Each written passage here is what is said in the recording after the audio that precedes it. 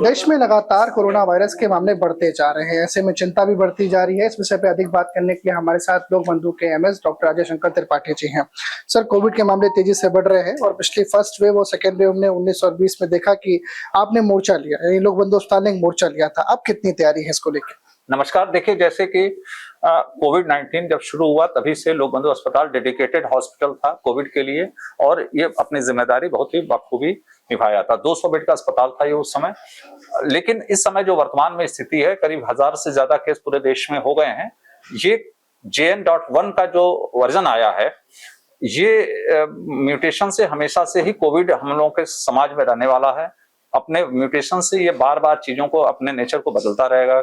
लेकिन जो ये रिपोर्ट आ रही है कि बहुत ही माइल्ड ग्रेड का है, खराश, गले में खराश हो रही है, थोड़ा सर्दी जुकाम है, फीवर आ रहा है, और इसके बाद से 5-6 दिन बाद पेशेंट ठीक हो रहे हैं। लेकिन जिसको भी इस तरीके की समस्या आवे, वो तत्काल अपने नजदीकी अस्पताल में पहुंचे, उसकी पूरी जांच डॉक्टर साहब से, लोगों से करवा लें, और कोशिश करें कि मास्क पहन के आइसोलेशन करें हफ्ते भर के लिए। भीड़ भाड़ वाली जगह में वो खुद न जाएं। जिनको भी ये प्रभावित लोग हैं, वो खुद भीड़ भाड़ वाली जगह में न जाएं, मास्क पहने रहें, हाथ धुलते रहें, और सोशल डिस्टेंसिंग जैसे कि 3 चीजें बताई गई थी पहले कोविड के समय में, वही हमको फिर अपनाना है। सतर्क रहना है, बहुत ज्यादा इसमें पैनिक होने की अभी जरूरत नहीं है, क्योंकि लखनऊ में शायद एक केस ही अभी डिटेक्ट हुआ है, इसलिए कोई बहुत घबराने की जरूरत नहीं है, लेकिन सभी को सतर्क रहने की आवश्यकता है। जी सर, कहीं ना कहीं घबराहट जो है वो मन में है कि जैसे पिछली बार जितना घातक रहा है उस तरह से हो सकता है, तो क्या वैसी स्थिति बनेगी या फिर डिफरेंट?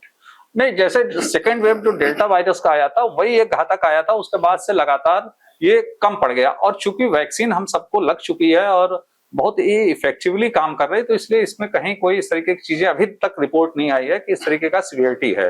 माइल्ड ग्रेड का ही है, और जो भी सिम्टम आ रहे हैं बहुत ही कम आ रहे हैं, तो इसलिए इसमें घबराने की कोई जरूरत नहीं है। जी सर, 2 नाजुक लोग हैं, एक बुजुर्ग और एक बच्चे, उनको किस तरह से सुरक्षित रखें?